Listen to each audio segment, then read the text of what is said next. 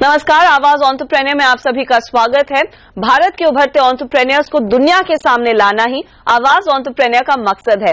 ऐसे लोग जो नए आइडियाज को लेकर काफी पैशनेट है। अंग्रेजी में कहावत है, यू कैन जज a man by his shoes. और आजकल जूते किसी स्टाइल स्टेटमेंट से कम नहीं। एक तरफ जहां जिमी चू, प्राडा, कनाली जैसे प्रीमियम ब्रांड्स हैं, तो वहीं इन हाई एंड ब्रांड से हटकर बिस्पोक यानी कस्टमाइज शूज का भी चलन फिर से तूल पकड़ रहा है। इसी चलन का फायदा उठा रहे हैं पुणे के नमन शाह, जिन्होंने 2013 में हैंडक्राफ्टेड लेदर और शूज के पैशन को अपनी स्टार्टअप का रूप दिया और शुरू किया अपने खुद का ब्रांड क्वेरो। नमन शाह पुणे के इस यंग एंटरप्रेन्योर को बचपन से ही लेदर प्रोडक्ट्स में काफी दिलचस्पी थी। अपने पिताजी के लेदर बिजनेस को करीब से देखते आए नमन को भी खुद का बिजनेस लेदर प्रोडक्ट्स में ही शुरू करना था। दुबई गया था एक इसके लिए सेमिनार के लिए एंड वहाँ पे मैंने यूरोपियंस को बहुत अच्छे शूज पहनते हुए देखा और इंडियंस वहाँ पे जो आए थे उनके शूज और ड्रेसिंग इतनी अच्छी नहीं थी। तब मैंने डिसाइड किया कि कुछ इंडिया में जाके शू मेकिंग में कुछ करना चाहिए and exclusively handmade custom made shoes pure leather के जो ऑल ओवर द वर्ल्ड मिलते हैं, जो इंडिया में अवेलेबल इतनी आसानी से नहीं होते, तो वो मुझे मासेस को अवेलेबल करना था।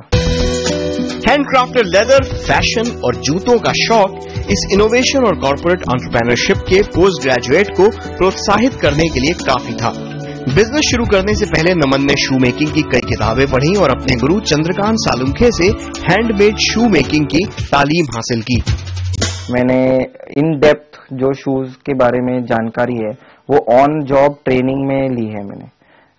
मैंने जब वर्कशॉप चालू किया और मैंने रीडिंग मटेरियल जो अब्रॉड से मंगाया, उसमें रिसर्च किया, वीडियोस देखे, ऑनलाइन सब पूरा रिसर्च करके फिर चालू किया। बिजनेस और शू मेकिंग की पूरी जानकारी लेने के बाद नमन ने क्वेरो नाम से कंपनी की शुरुआत की। महज 2 कारीगरों के साथ शुरू हुआ ये ब्रांड लग्जरी शूज के क्वालिटी प्रोडक्ट्स बनाता है। एक ही साल में हासिल की कामयाबी के बाद आज नमन के 10 कारीगर काम करते हैं।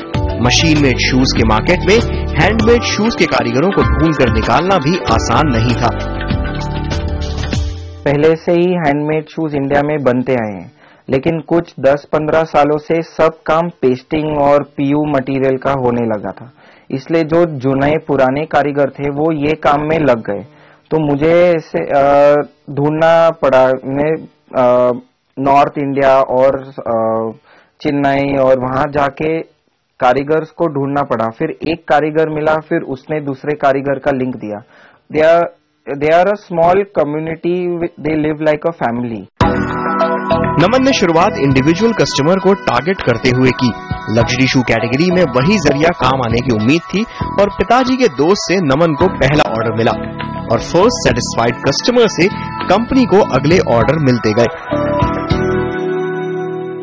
कस्टमर इंटरेस्टेड थे कस्टमाइज शूज में पहले से, पर उनको केटर करने के लिए इंडिया में एट दैट पॉइंट कोई था नहीं, या होगा भी तो उन तक वो ठीक से पहुंच नहीं पाए होंगे। देखते ही देखते पुणे शहर में लग्जरी शू क्वेरो को पहचाना जाने लगा। आगे देश भर के ग्राहकों तक पहुंचने के लिए कंपनी ने सोशल मीडिया की मदद भी ली और मुंबई, दिल्ली, बंगलुरु तक क्वेरो ब्रांड की लग्जरी इमेज कायम हुई। आमतौर पर जहां एंटरप्रेन्योर्स के सामने ग्राहकों तक पहुंच बनाना चैलेंज होता है, नमन के सामने ग्राहकों की मांग पूरी करने की दिक्कत थी। साथ ही लॉन्ग डिस्टेंस कस्टमर्स तक पहुंचना भी जरूरी था। जो क्लाइंट्स आउट ऑफ बॉम्बे और पूना के रीजन में थे, जो बैंगलोर, दिल्ली और चेन्नई में थे, उनको हम लोग ने self take your measurements kit, उनको एक वीडियो लिंक भेज दी थी, जिससे वो घर बैठे ही उनका मेजरमेंट्स ले सकते हैं। और अब आया ईमेल हमको मेजरमेंट्स भेज के उनका डिजाइन और लेदर सिलेक्शन करके हम यहाँ शूज बना के उनको शिप कर सकते हैं। एक्सपोर्ट क्वालिटी इंडियन लेदर और इंटरनेशनल स्टैंडर्ड के एक्सपोर्ट क्वालिटी लेदर से क्वेरो के शूज बनाए जाते हैं। इनकी कीमत 8,500 रुपए से शुरू होती है। क्वेरो एक बेस्पोक शू कंपनी है, यानी कंपनी का बनाया हर प्रोडक्ट ग्राहकों की जरूरतों के हिसाब से कस्टमाइज किया जाता है। शू का डिजाइन और लेदर का सिलेक्शन ये सब ग्राहक खुद चुनते हैं और हर ऑर्डर कम से कम 3 हफ्तों में बनकर तैयार होता है। डिजाइनिंग का जो पार्ट है वो स्टार्ट वहां से होता है कि we understand the clients requirements कि उनको स्पेसिफिक किसके लिए शूज चाहिए। उसके बाद हम उनकी फिर प्रायोरिटी जानते हैं कि उनको लेस अच्छे लगते हैं, कि उनको स्लिपर ऑन शू अच्छे लगते हैं या उनको बूट्स अच्छे लगते हैं। उसके बाद हम जब उनके तरफ से समझ लेते हैं कि उनकी प्रेफरेंसेस ये स्टाइल्स हैं, वो स्टाइल्स में फिर हम उनको डिजाइन्स दिखाते हैं या उनके पास कोई प्रीवियसली बनाई हुई डिजाइन होगी और उनको वहां वो शूज कहीं बाजार में नहीं मिल रहा होगा, वो पर्टिकुलर शेप या वो पर्टिकुलर कलर, वो भी हम अंडरस्टैंड करके फिर हम उसको स्केच आउट करके उनको दिखाते हैं और उसके बाद उनका ऑर्डर कंफर्म करते हैं। 6 से 8 लाख रुपए से नमन ने सेल्फ फंडेड वेंचर शुरू किया और अभी तक कंपनी ब्रेक इवन नहीं कर पाई है। नमन अपने कारोबार को काफी बूटस्ट्रैप कर धीरे धीरे आगे बढ़ा रहे हैं। क्वेरो देश के सबसे बड़े फैशन शोज में अपना डेब्यू कर चुका है और इस साल भी नए डिजाइनर टाइप्स और मल्टी ब्रांडेड रिटेल टाइप्स पर काम कर रहा है। शू के साथ कॉम्प्लीमेंट करने वाले दूसरे लेदर प्रोडक्ट लॉन्च करने की तैयारी कंपनी कर रही है। Wow, I really need to get a pair for myself. इसी के साथ हम लेंगे एक छोटा ब्रेक, लेकिन आप बने रहिए सीएनबीसी आवाज के साथ।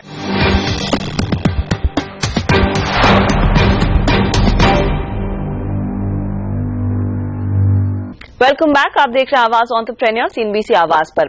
किसी भी स्टार्टअप के लिए अपने कारोबार को निवेशकों और पोटेंशियल क्लाइंट्स के सामने पिच करना सबसे अहम टास्क होता है।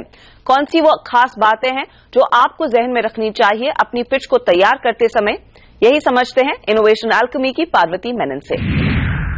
पिच की बात हम जब करते हैं तो ये कोई नया तकनीक नहीं है। अगर आप लोगों को पिच कर चुके हैं, इन्वेस्टर्स से बात कर चुके हैं, कभी बैंक के पास लेके गए हैं अपनी बिजनेस को, तो आप लोग पिच ऑब्वियसली कर चुके हैं। कुछ सिंपल रूल्स हैं, ये बहुत बड़ा कोई साइंस नहीं है, लेकिन ये सिंपल रूल्स ही हैं जो आपके पिच को स्ट्रांग बना पाएंगे। So just a few thoughts and ideas. आपके पास केवल 5 मिनट है। उन 5 मिनटों में आपका जो पहला, when you come in front of the jury, आप उस ओपनिंग को हाई इंपैक्ट कैसे बना सकते हैं?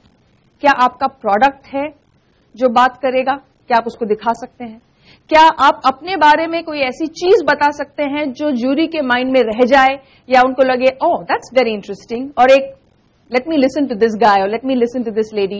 There has to be something in the manner, in the first few seconds of when you come to present, or a tagline that you use, or an idea or an experience that brings it all together and says, oh, this is something interesting, isko sunna chahiye. तो एक high impact opening उन 5 मिनटों के लिए बहुत important हो सकती है। अगर आपके पास एक एक्सपीरियंस है या आप उसको किसी चीज में समराइज कर सकते हैं या एक स्टोरी आपके बिजनेस को बताती है, आप इसके बारे में सोचिए, क्योंकि ये जो है बहुत इंपॉर्टेंट हुक होता है पहला वाला। ये आपके लिए आपकी हाई इंपैक्ट ओपनिंग क्या है? दूसरा सबसे बड़ी बात, आप प्रॉब्लम क्या सॉल्व कर रहे हैं? ऐसा कौन सा गैप है फिलहाल जो काफी लोग काम कर रहे हैं, इसमें मार्केट है, लेकिन एक वो जो गैप जो कोई और देख नहीं रहा है, उस गैप को समझाइए, वो पेन को समझाइए, कस्टमर के द्वारा समझाइए, ना कि बिजनेस के माध्यम से, लेकिन कस्टमर के माध्यम से, एक्सपीरियंस के माध्यम से। जो बेनिफिट आपका बिजनेस, आपका प्रोडक्ट या आपका सर्विस प्रोवाइड करने की कोशिश कर रहा है, ऑब्वियसली आप इसलिए उस चीज को आप बिजनेस बना रहे हैं क्योंकि आपको लगता है कि से बहुत लोग हैं जिनके पास वो सोल्यूशन नहीं है, इसीलिए आप सोल्यूशन बने हैं। तो वो प्रॉब्लम क्या है, वो गैप क्या है, उसका डेफिनेशन, उसकी एक क्लैरिटी बहुत बहुत जरूरी है। अगर वो क्लैरिटी वीक है, आप देखेंगे बहुत बार होता है जब आप पिच करते हैं या पैनल के पास जाते हैं तो बार बार प्रश्न आता रहता है, लेकिन आप सॉल्व क्या कर रहे हैं, आप सॉल्व क्या कर रहे हैं? अगर हमारे माइंड में बहुत क्लियर हो कि हम कौन से पेन पॉइंट को, किसके पेन पॉइंट को सॉल्व कर रहे हैं और वो क्या है वो पेन पॉइंट जिसको हम सॉल्व कर रहे हैं, जिस बेहतरीन नुआंस के साथ आप अपने कस्टमर को डिफाइन कर सकते हैं, उनकी प्रोफाइल को पैनल के सामने ढाल सकते हैं, उतना ही जल्दी जूरी आपके will be in your own shoes. We have to create empathy in the jury in order to be able to do that. वो पेन जो है बहुत इंपॉर्टेंट है। अगर आपने पेन डिस्क्राइब किया है तो आप ये भी डिस्क्राइब करेंगे कि आप उसके बारे में अलग क्या करते हैं, कैसे करते हैं, हम उसको सॉल्व कैसे करते हैं। तो आपने कहा ठीक है कि हम प्राइमरी हेल्थ केयर के एरिया में काम करते हैं, लेकिन आपका सोल्यूशन किस तरह से वहां के गैप को सॉल्व करता है। सस्ती मेडिसिन हैं, सस्ता, क्योंकि मेडिसिन अवेलेबल हैं, हम वो मेडिसिन को कलेक्ट करते हैं जो ऑलरेडी अवेलेबल है, एक सस्ते, मतलब it is at a low cost that medicine are available, they are not reaching the people, this is how I am doing it, what are you doing in order to solve that problem. That दो steps आपके mind में बहुत clear होने चाहिए। वो एक motherhood level पे नहीं होने चाहिए कि हम we provide a platform that does an aggregation of 5 people at 6 different ends. वो जब बहुत ज्यादा जार्गन किसी लैंग्वेज में आ जाता है तो किसी भी ज्यूरी को समझना मुश्किल हो जाता है कि आपका बिजनेस करता क्या है। और ये दोनों प्रश्न जो हैं आपको खुद के लिए भी समझने बहुत जरूरी है, क्योंकि अगर ये दोनों ही पॉइंट्स क्लियर नहीं है तो आपका रेवेन्यू मॉडल आपके लिए कभी भी क्लियर नहीं होगा। क्या पेन आप सॉल्व कर रहे हैं, कैसे आप सॉल्व कर रहे हैं उसको, ये दोनों बहुत बहुत अहम है। You also need to ensure that they understand how you sell your value in your business proposition. किस तरह से आप बेचते हैं, आपके डिलीवरी पॉइंट्स क्या हैं, कैसे बेचते हैं, क्या करते हैं, बहुत इंपॉर्टेंट है। ज्यूरी क्या करने की कोशिश कर रही है, वो समझने की कोशिश कर रही है कि आपके बारे में अलग क्या है और कितने दूर आपका बिजनेस जा सकता है। क्योंकि ज्यूरी एक्सपीरियंस्ड है, शायद बहुत सारे बिजनेसेस के साथ काम कर रही है, बहुत बिजनेसेस को समझती है, वो शायद ये भी हो सकता है कि आपको बहुत दूर तक देख पाए। तो आपका वो लीवरेज पॉइंट है, आप कैसे उनको वो समझा पाएंगे।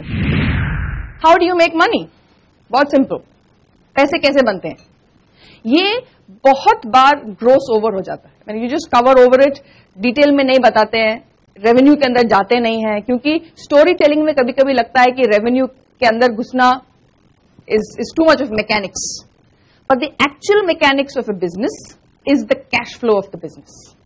No investor is interested in a great idea which has no real buyer, payer, seller way to make money. So the crux of the business, if you have understood a pain point भी समझ में आ गया, आपको gap भी समझ में आ गया, आप उन दोनों के बीच में पैसे कैसे बनाएंगे, how do you make money, ये बहुत इंपॉर्टेंट है। हु इज पेइंग यू, जरूरी नहीं है कि जिस ग्राहक के पास आपकी सर्विस जा रही हो वही आपका पेयर भी हो। पेयर कौन है, कौन पैसे निकाल के जेब से आपको वो देगा और किस लिए देगा और कितने पैसे देगा। एक सिंपल मैथ आपके बिजनेस का आपके माइंड में क्लियर होना चाहिए, और वो सिंपल मैथ आप कितनी खूबी के साथ, कितनी क्लैरिटी के साथ शेयर कर सकते हैं, बता सकते हैं, उसके बारे में समझा सकते हैं अपनी ज्यूरी को, वेरी वेरी क्रिटिकल। तो ये हुआ अगला पॉइंट कि आप पैसे कैसे बनाते हैं, आप इस बिजनेस को अलग क्यों कर पाएंगे। ऑलरेडी आपके गैप में ही कुछ इनोवेशन ऑब्वियसली हो सकता है, या आप ऐसे बिजनेस में हैं जो बहुत लोग उसी बिजनेस में काम कर रहे हैं, तो आपके बिजनेस में वो अलग आप कैसे करेंगे। तो और वो क्या है जो आप करना चाहते हैं, क्या आपका सीक्रेट सॉस आपकी टीम है, क्या आपकी टीम कुछ हुनर, कुछ अलग लोग हैं जो इसमें कुछ एक एक्स्ट्रा कुछ लाएंगे, या आप ऐसे कोई रीजन में काम कर रहे हैं जो अपने आप ही एक सीक्रेट सॉस बन जाता है, या आप कोई टेक्नोलॉजी यूज कर रहे हैं जो इसको डिफरेंशिएट करता है, या आपके पास कोई एक अर्निंग मैकेनिज्म है जो आपके बिजनेस को ही डिफरेंशिएट करता है। आपके लिए आपका सीक्रेट सॉस क्या है, आप उसको डिफाइन करेंगे। Explain how you going to reach your customers, आपको कैसे लगता है कि आप उसकी मार्केटिंग, आपके मार्केटिंग का साइंस क्या है, कैसे आप और लोगों तक पहुंचेंगे। ये जो है reaching your customers is about growing your business. अभी तक इतना, इससे आगे कैसे। No science of marketing actually is equal to no growth in the business, this is the crux. सबसे ज्यादा हम देखते हैं ऑर्गेनाइजेशंस जो आती हैं, उनका सबसे बड़ा प्रॉब्लम ये होता है कि वो बहुत अर्ली स्टेजेस में एक्साइट अपने ही फ्रेंड्स, वेल विशर्स, नेटवर्क को बेचते हैं, और उसमें तो बिक जाता है, जितने अपने लोग थे नेटवर्क उसमें बिक जाता है। उससे एक लेवल और में भी आप लेके जा सकते हैं, वहां पर भी बिक सकता है। उसके बाद जिन लोगों को आप जानते ही नहीं है, और जो लोग अब आपको इंट्रोड्यूस भी नहीं करवाना चाहते क्योंकि आप 3-4 साल उनके इंट्रोडक्शंस यूज कर चुके हैं, उस मार्केट तक आप कैसे पहुंचेंगे। तो वो आपका कोई एक टेक्निक होना चाहिए। वहां पर आपके कुछ एंटरप्राइज क्लाइंट्स हैं, क्या है, अगर रिटेल क्लाइंट्स है तो कौन है, कैसे पहुंचेंगे, आपके रेफरल सिस्टम्स क्या हैं, आपके पास कुछ साइंस होनी चाहिए। ये नहीं है, उसका एक वो इंडिकेटर ऑटोमेटिकली एक इंडिकेटर बन जाता है कि शायद आपका बिजनेस अभी भी अर्ली स्टेज में है, उसको डेवलप होना जरूरी है। क्योंकि the entrepreneur who is thinking of scale is an entrepreneur who is already figured out how to reach a market that doesn't know about him or her or the business. बहुत important point है ये point. Jury के mind में कैसे काम करता है, वो समझते हैं अच्छा तो आप ऑलरेडी स्केल के बारे में सोच रहे हैं क्योंकि आपने इन्वेस्ट किया है, आप लोगों में या इन्वेस्ट कर रहे हैं मार्केटिंग में, या आपने मार्केट बिल्डिंग एक्टिविटीज में इन्वेस्ट किया है, या कुछ ऑब्वियसली आप एग्जीबिशंस में जा रहे हैं कुछ बिल्ड करने के लिए। अपने कंफर्ट जोन से बाहर के मार्केट को आप कैसे समझेंगे, ये वो वाला प्रश्न है। ये कहीं ना कहीं आपके पिच में आना चाहिए। Who do you compete against, how are you better, ये पिछले क्वेश्चन से लिंक्ड है। क्योंकि अगर आप ऐसे बिजनेस में काम कर रहे हैं जहां पर और बहुत लोग काम करते हैं और भी बिजनेसेस हैं, तो वो आपका बिजनेस लेके चली जाएंगे क्योंकि वो बिग कंपनीज हैं।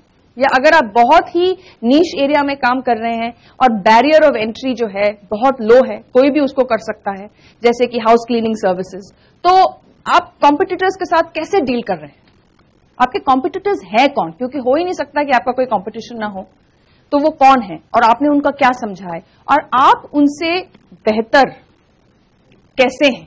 तो आपका कंपटीशन कौन है और उनके अगेंस्ट आप क्या कर रहे हैं। उसका मतलब ये नहीं कि आप उनसे अलग क्या कर रहे हैं, उसका मतलब ये भी हो सकता है कि आपका कंपटीशन अभी क्या नहीं कर पा रहा है, उनके प्रॉब्लम्स क्या हैं, अगर आप उस इंडस्ट्री को समझें, और वो प्रॉब्लम्स आप ऑलरेडी एडजस्ट करके कैसे आगे निकल के जा पा रहे हैं।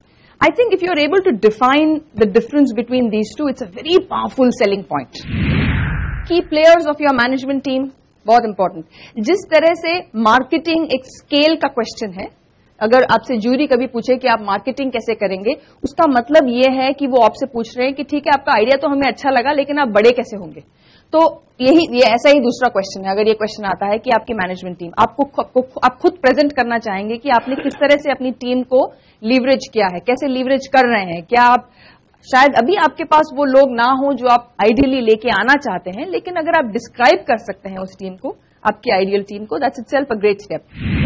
ये मेरे हिसाब से एक बहुत इंटरेस्टिंग थ्रो पॉइंट है। करंट आप क्या कितना अभी कितना थ्रूपुट है आपका, अभी आप कितने आपके पास कस्टमर्स हैं या कितना आप प्रोडक्ट प्रोड्यूस करते हैं, उसको डिस्क्राइब जरूर कीजिएगा। It's very powerful to talk numbers at this stage कि what is your current status, but what is even more powerful is आप अपने आप को सक्सेसफुल प्रोजेक्ट कीजिए। तो आपका what is your future look like when you succeed, not if you succeed, assuming you will all succeed. So what does that look like? So describe that in as much clarity as you can. You began by talking about a gap, how you fill the gap, how you charge for that gap, who pays for it, who's your competition, what else is there in your market, who are you, how are you different and differentiated, what's your secret sauce. Close the pitch by summarizing all of that once again for the jury. Because you've said 3-4 different things and you've sort of brought it out for them. लेकिन वापस आप summarize करके एक concise summaries के लिए आपका for example आपका जो भी statement of intent है या mission आप बोलते हैं या vision, जो भी आप जैसे अपने आप को describe करते हैं वो क्या है उसको summarize कीजिए और उस summary में आ जाने चाहिए already आपका value addition, आपका value proposition, किस तरह से आप अपना business चलाते हैं, what is your business about. So when you summarize it, you sort of bring it all together in order to be able to do that, right? And the secret sauce of doing all of this very well is to script it, time yourself, and rehearse it a bit. तो उम्मीद है कि आपने ये सारे points note किए हैं और आप अपनी पिच को तैयार करते समय इनका इस्तेमाल जरूर करेंगे। इसी के साथ हम लेंगे एक छोटा ब्रेक, आगे नजर डालेंगे इस हफ्ते की बड़ी स्टार्टअप खबरों पर।